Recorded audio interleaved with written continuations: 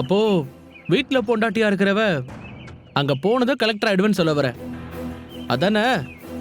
கௌதம் இல்ல கௌதம், அப்படியெல்லாம் இல்ல வேற கௌதம். எப்படி?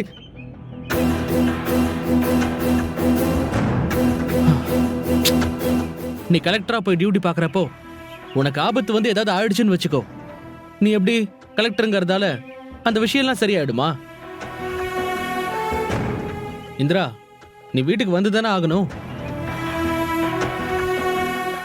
என்ன அமைதியாயிட்ட? உன்னை தானே கேக்குறேன். வீட்டுக்கு வந்தா நான் தானே உன்னை பாத்துக்கணும். அப்ப நான் கேர்ஃபுல்லா இருன்னு சொல்லாம வேற யாரு சொல்லுவா? யாரு சொல்லுவா? நான் தானே சொல்லி ஆகணும். கௌதம், நீ சொல்றது எனக்கு தெளிவா புரியுது. நீ என் மேல இருக்கிற லவ்ல தான் இவ்ளோ தடுமாறி பேசுற. சரி, இனிமே நான் ரொம்ப கேர்ஃபுல்லா இருக்கேன், ஓகேவா? இப்ப இப்படிதான் சொல்லுவேன், ஆனா கடைசியில போய் எங்கேயாச்சும் மாட்டிப்பேன். அப்ப நான் தானே உன் பின்னாடியே ஓடி வரணும். சரிப்பா, இனிமே நீ வரவே வராத, நானே பாத்துக்கிறேன். அப்படி? ஓகே. நான் சத்தியமா உன் பின்னாடி வரமாட்டேன். மகாராணி, நீங்களே எல்லாமே பாத்துக்கோங்க. கிளம்பு, போலாம்.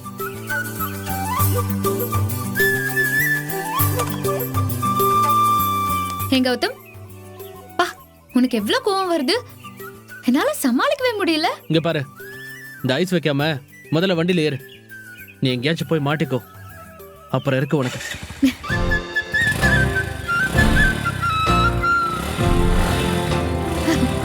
போலாம்.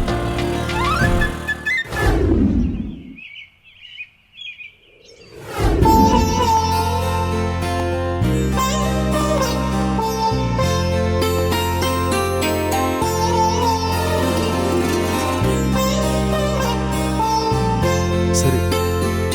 சமந்தி, ஆ? ஏன் அங்கேயே நின்னுட்டு இருக்கீங்க? வாங்க, வந்து உட்காந்து சாப்பிடுங்க. இல்ல, நீங்க சாப்பிடுங்க, நான் வரேன். வாங்க. அப்பா வாங்கப்பா. சரிம்மா. உட்காரு. உட்காருங்க. இந்திரா, அவருக்கு டிஃபன் எடுத்து வை. இட்லி வைக்கிறியா இந்திரா? என்னடி யோசிக்கிற? சாப்பிடு. போதும் சாப்பிடுறேன்க்கா. இந்திரா, போதும். போதுமா? அப்பா, இன்னும் சட்னி கொஞ்சம் வேணுமா? போட்டுக்கோங்க. போதும். நல்லா சாப்பிடுங்க. அம்மா, அப்பா கிளம்பிட்டாராம்மா? ஆ, உட்காருடா. சரிம்மா. இந்திரா குடு. போடுங்க. கிளம்பிட்டாருடா. கௌதம் ஃப்ளைட் ஏத்தி விட போயிருக்கான். எவ்வளவு நேரம் ஆனாலும் ஏத்தி விட்டுட்டு பொறுமையா வாடான்னு சொல்லியிருக்கேன். ஓ, கௌதமும் போயிட்டானா? அப்போ சரிம்மா. அப்பா, உங்களுக்கு இன்னொரு இட்லி வைக்கட்டுமா, சாப்பிடுறீங்களா? இல்லம்மா, போதும்மா. அக்கா, ரொம்ப நேரமா நீ மதுரை பெரியம்மா கிட்ட பேசுனியே, என்ன விஷயம்? ஆமாண்டி, நானே கதிர் வரட்டும் சொல்லலான்னு தான் காத்துக்கிட்டு இருந்தேன். அதான் சொல்றேன். நாளைக்கு காலையில நம்ம வீட்ல ஒரு சாந்தி பூஜை வச்சிருக்கேன். அது சம்பந்தமா மதுரை பெரியம்மா தான் எல்லா ஏற்பாடையும் பண்ணிருக்காங்க. என்னது சாந்தி பூஜையா? அது என்னதுக்கா? அதான் ராகினி, நம்ம வீட்ல தினம் தினம் ஒரு பிரச்சனை போயிட்டு இருக்குல்ல, அத சொல்லி பெரியம்மா கிட்ட புலம்பிட்டு இருந்தேன். அப்பதான் இந்த சாமியார் பத்தி சொன்னாங்க. திருப்பரங்குன்றத்துல அவரோட குடியில் இருக்கான். ரொம்ப விசேஷமானவராம். சம்பந்தி, நீங்க யாரு அந்த ஆறுமுக சாமியை சொல்றீங்க? அப்பா, உங்களுக்கு தெரியுமா? நீங்க பாத்திருக்கீங்களா? ஆமா சம்பந்தி, அவரு ரொம்ப ரொம்ப ஆச்சாரமான சாமியார். அவர் சொன்னபடி பலிக்கும். சம்பந்தி, சரியா சொல்லணும்னா நம்ம வீட்டில் இருக்கிற பிரச்சனைக்கெல்லாம் அவரால் தான் சரியான வழி சொல்ல முடியும்.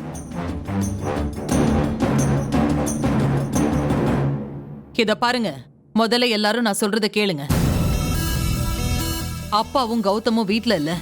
அதனால நாளைக்கு காலையில 6 மணில இருந்து பூஜை ஆரம்பிச்சு பூஜை முடியற வரைக்கும் எல்லாரும் இங்கதான் இருக்கணும். டே கதிர், நீயும் எங்கேயும் வெளியில போக கூடாது, சரியா? சரிம்மா. அத்தை, வீடெல்லாம் ஏற்கனவே சுத்தம் பண்ணியாச்சு. விளக்கெல்லாம் எதுவும் தனியா எடுத்து வைக்கணுமா? நான் சாப்பிட்டுட்டு வந்து எல்லா பூஜை பொருட்களையும் நானே எடுத்து வைக்கிறேன். ம், சரிங்க அத்தை. அக்கா, என்ன ஒரே தடபுடலா இருக்கு? சாதாரண ஒரு சாமியார் வர்றதுக்கு இவ்ளோ ஆர்ப்பாட்டம் தேவையா? அப்படி சொல்லாதடி. ஆறுமுகசாமி எல்லா பிரச்சனைகளுக்கும் சரியான பரிகாரம் சொல்வாராம். நிறைய பேருக்கு அவர் சொன்னது மாதிரி நல்லது நடந்திருக்குன்னு சொல்றாங்க. அவர் மனசு கோணாம நடந்துக்கணும்னு பெரியம்மா சொல்லியிருக்காங்க. சரிம்மா, எப்படியோ எல்லா பிரச்சனையும் தீந்தா சரி. வர சாமியார் வேற என்ன சொல்றாருன்னு பாப்போம். அம்மாடி இந்திரா, இந்த சமயம் பார்த்து உங்க அம்மா இல்லாம கோயிலுக்கு போயிட்டாளே, என்ன செய்யறது அவளை? நானே இருக்க முடியுமான்னு தெரியலப்பா.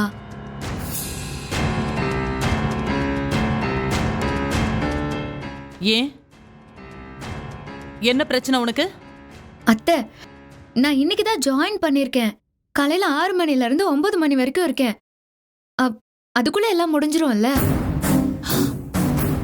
அது எப்படி சொல்ல முடியும்? 3 மணி நேர பூஜைன்னு சொல்லியிருக்காரு. அதுக்கப்புறம் அவர்கிட்ட கேட்க வேண்டியது எக்கச்சக்கமா இருக்கு.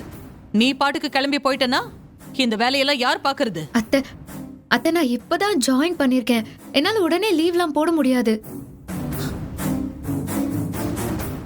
அத்தை, நான் பாத்துக்கிறேன் அத்தை. இந்திரா வேணா கிளம்பட்டும். என்ன, அக்காவும் தங்கச்சியும் சேர்ந்து விளையாடிட்டு இருக்கீங்களா? வீட்ல சுபா ஹேமா கூட இல்ல. வீட்டு மருமகளுங்கன்னு நீங்க 2 பேரும் தான் இங்க இருக்கீங்க.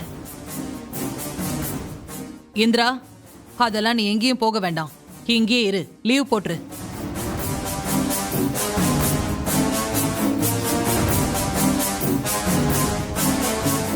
ஆமாமா இந்திரா, வீட்ல முக்கியமான விஷயம் இல்ல, நீ லீவ் போட்டுறேன். என்னப்பா நீங்க புரியாம பேசுறீங்க? எப்படிப்பா நான் லீவ் போட முடியும்? இத பாரு இந்திரா, ஏதோ 2 நாளைக்கு முன்னாடி என்னால எல்லாத்தையும் சமாளிக்க முடியும், அதை செஞ்சிருவேன் இதை செஞ்சிருவேன், ரெட்டை குதிரையை ஒத்த கையால ஓட்டுவேன்னு கதெல்லாம் விட்ட. இப்ப என்ன, ஒரு நாள் கூட லீவ் போட முடியாதுன்னு சொல்ற? ஏண்டி, அக்கா இவ்ளோ தூரம் சொன்னதுக்கு அப்புறம் லீவு போட முடியாதுன்னு சொல்ல போறியா? அம்மாடி, என்னம்மா உன்னால லீவ் போட முடியாதா? அப்பா, எப்படிப்பா?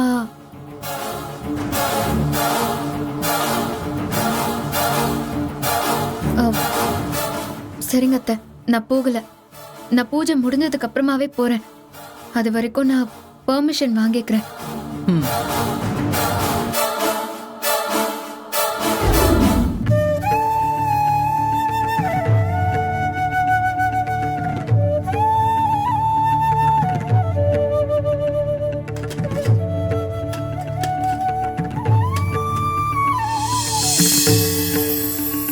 வாங்க சாமி, வாடி, வாங்க வாங்க சாமி, வாங்க வாங்க. வணக்கம் சாமி. வணக்கம். முருகன் அருளால நீங்க எல்லாரும் நல்லா இருப்பீங்க. சாமி, நீங்க எங்க வீட்டுக்கு வந்ததுக்கு நாங்க ரொம்ப புண்ணியம் பண்ணிருக்கணும். எல்லாம் முருகன் அருள்.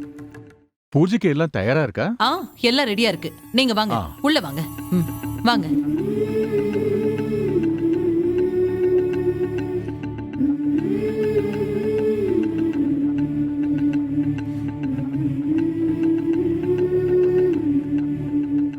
அம்மாடி, உங்க வீட்டு மருமகளை கூப்பிடுங்க. காவியா எங்க? அது அக்கா குழந்தைக்கு பால் கொடுத்துட்டு இருக்கா. என்ன இது, கூப்பிடவள? பரவாயில்ல ஜெயாம்மா, நீங்க 2 பேரும் இருக்கீங்கல்ல, அது போதும்.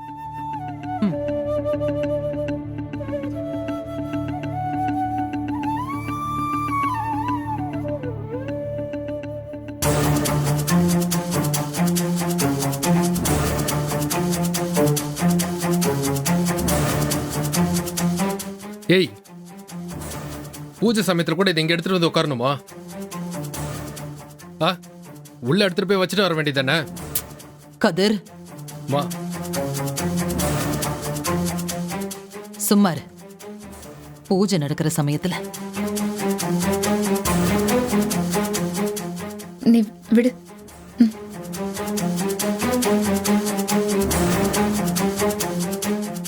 ஜெயாம்மா, சாதாரணமா என்னோட குடில விட்டு நான் வெளியே வர்றதில்லை. ஆனா உங்க குடும்பத்துக்கு பூஜை செய்ய நான் வரணுங்கிறது என் அப்பா முருகன் ஆணை. உங்க கஷ்டம்லாம் தெளிவா சாமி கிட்ட சொல்லுங்கம்மா. என்னன்னு சொல்றது சாமி? பொண்ணா ரெண்டா? சாமி, எனக்கு 4 பசங்க. 4 பேருக்கும் கல்யாணம் நடந்தும் இன்னும் எங்களுக்கு ஒரு வாரிசு இல்ல.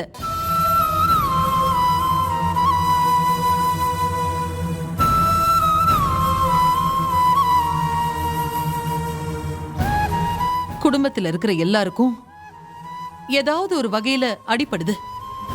கோர்ட்டு, கேஸ், அவமானம்னு ஒரே மன உளைச்சலா இருக்கு. சாமி, இதெல்லாம் இல்லாம இதோ என் மருமக காவியாவுக்கு குழந்தை பிறந்த உடனே அது இறந்து போச்சு. இல்ல சாமி, இல்ல சாமி, அக்கா, இல்ல இருக்கா சாமி, இல்ல அக்கா, சாமி, இல்ல இருக்கா.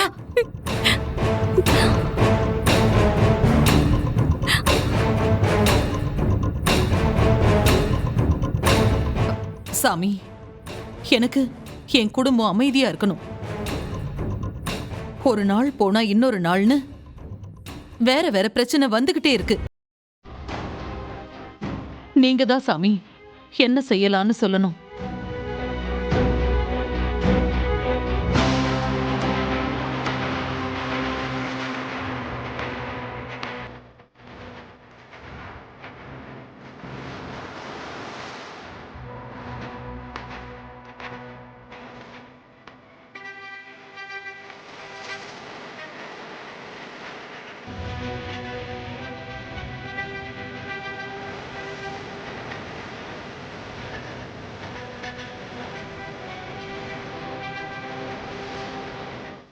சாமி,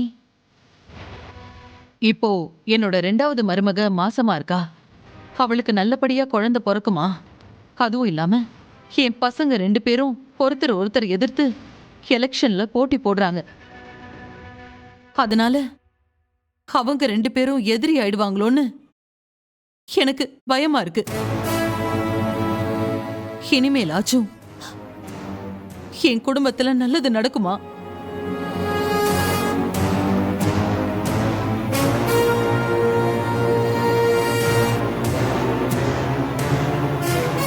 எல்லாம் என் அப்பன் முருகனோட திருவிளையாடல். முருகா,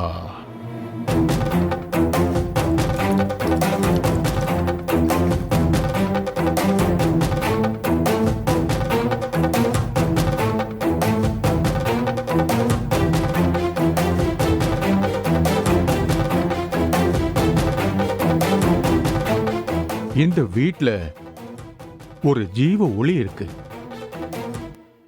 அந்த ஒளி என் கண்ணுக்கு தெரியுது. அந்த ஒளிய கெட்ட சக்திகள் அணைக்க பாக்குது, வீட்டை இருட்டாக்க பாக்குது. ஆனா அந்த ஒளி அணையாது. ஒளிய யாராலையும் மறைக்க முடியாது, அழிக்கவும் முடியாது. அந்த ஒளிக்கு பின்னாடி இருக்கிற உண்மை மறைஞ்சு போயிருக்கு. கூடிய சீக்கிரம் அது எல்லாருக்கும் தெரிய போகுது.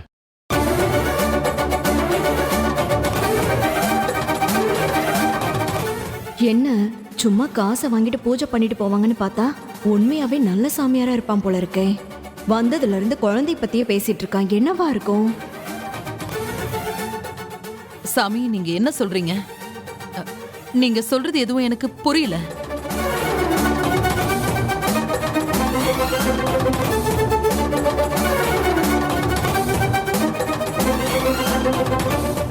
இந்த குழந்தைக்கு பின்னாடி ஒரு பெரிய மர்மமே இருக்கு.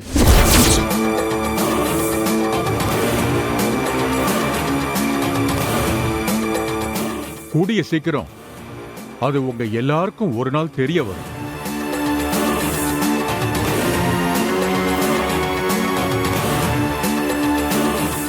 அந்த நாள், அந்த மர்மம் உடைபடும் நாள் சில பேருக்கு சிக்கலை கொடுக்கும், சில பேருக்கு சந்தோஷத்தை கொடுக்கும், சில பேருக்கு வாழ்க்கையில மிகப்பெரிய மாற்றத்தை கொண்டு வரும்.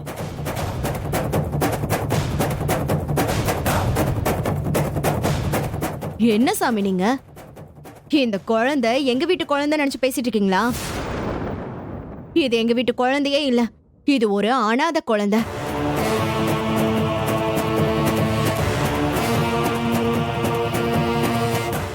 இத தூக்கி வச்சுட்டு ஒரே தொல்லையா இருக்கு. எந்த அனாதை ஆசிரமத்துல விடலான்னு மட்டும் சொன்னீங்கன்னா அப்பதான் இந்த குடும்பத்துக்கே மொத்த நிம்மதியும் கிடைக்கும். முட்டாள்! இந்த குழந்தை இங்கதான் இருக்கணும். இந்த குழந்தையோட விதி இந்த குடும்பத்தோட பின்னி பிணைஞ்சிருக்கு. இந்த குழந்தை இந்த வீட்டை விட்டு போக கூடாது.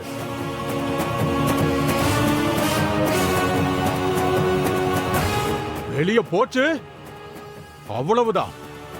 இந்த வீட்ல இருக்கிற எல்லாருக்கும் ஆபத்து. புரிஞ்சு நடந்துக்கங்க.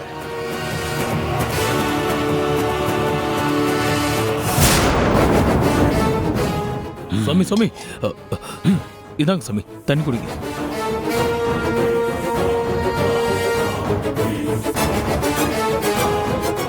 சாமி கொஞ்சம் அமைதியாகுங்க. சாமி, இந்த குழந்தைய பத்தி எப்படியெல்லாம் சொல்றீங்க? ஆமா மகளே, நீ பயப்படாத. இந்த குழந்தை யார்கிட்ட பிறந்து யார்கிட்ட வளர்ந்தாலும் சரி, அது இப்போ உன்கிட்ட இருக்கு. உண்மையும் ரகசியமும் இந்த குழந்தைகிட்ட தான் இருக்கு. நீ பத்திரமா குழந்தைய பாத்துக்கணும். கண்டிப்பா பாத்துக்கிறோம் சாமி. நீதான் பாத்துக்கணும். நீதான் பார்த்து நடந்துக்கணும். நான் சொன்னது புரியுதில்ல? நல்லா புரியுது சாமி, நல்லாவே புரியுது. சாமி, எனக்கு ஒண்ணுமே புரியல சாமி.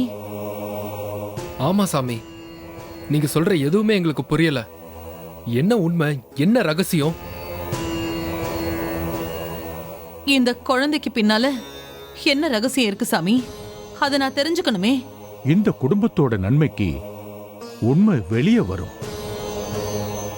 சீக்கிரமே ஒளி வரும். அது வரைக்கும் பொறுமையா இருக்கணும். அப்போ இவருக்கு இது அக்காவோட குழந்தைன்னு தெரியுது. இவ்வளோ நாளா இது குடும்பத்துக்கிட்ட இருந்து மறைச்சிட்டோமே. இதை பத்தி சொல்லலாமா, இல்லை இவர்கிட்ட கேட்டுட்டு சொல்லலாமா? சாமி, அப்படி உண்மை தெரியறப்போ இந்த வீட்ல என்ன நடக்கும்? பிரளயமே வெடிக்கும். இந்த வீடே ரெண்டாகும்.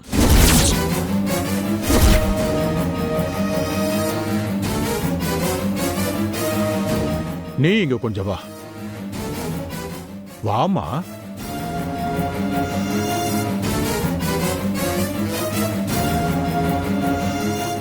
சொல்லுங்க சாமி. அம்மாடி, குழந்தைய பத்தின உண்மைய நீ இப்ப வெளியே சொன்னா குழந்தையோட உயிருக்கே அது பெரிய ஆபத்தா முடியும்.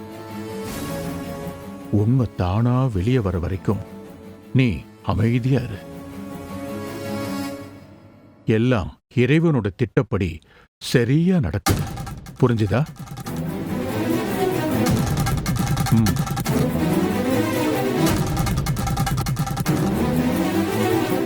சாமி, நீங்க என்ன சொல்றீங்கன்னு எனக்கு புரியலைங்க. ஆனா ஏதோ பிரளயம் வரும்னு சொல்றீங்க. ஏற்கனவே இந்த வீடு கஷ்டத்துல தான் இருக்கு சாமி. அதை தவிர்க்க ஏதாச்சும் பரிகாரம் சொல்லுங்களேன் சாமி. சொல்றேன். 21 நாள் வீட்ல 21 விளக்கு ஏத்தி வைங்க. விளக்கு பூஜை செய்யுங்க. வீட்ல மாற்றம் தெரியும். 21ஆம் நாள் அன்னைக்கு இந்த வீட்ல நிறைய விஷயங்கள் மாறும். சாமி, ஐயா சாமி கும்பிட்டாருமா, இதுக்கு மேல எதுவும் கேட்க வேண்டாம். கற்பூரம் காட்டுவாரு. உங்க மனசுல என்னென்ன நினைச்சிருக்கீங்களோ அதை நல்லா வேண்டிக்கோங்க.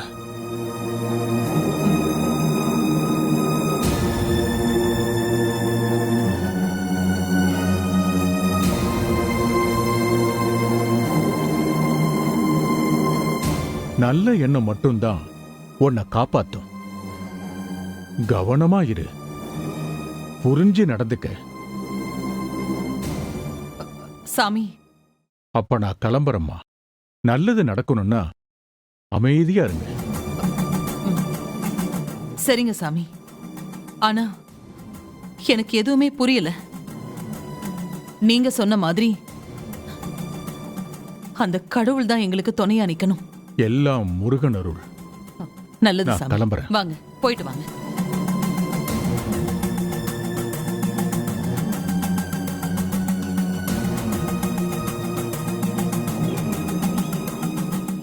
சாமி, சாமி, அது வந்து நான் உங்ககிட்ட ஒரு முக்கியமான விஷயம் கவலைப்படாதம்மா, கடவுள் இருக்கான்.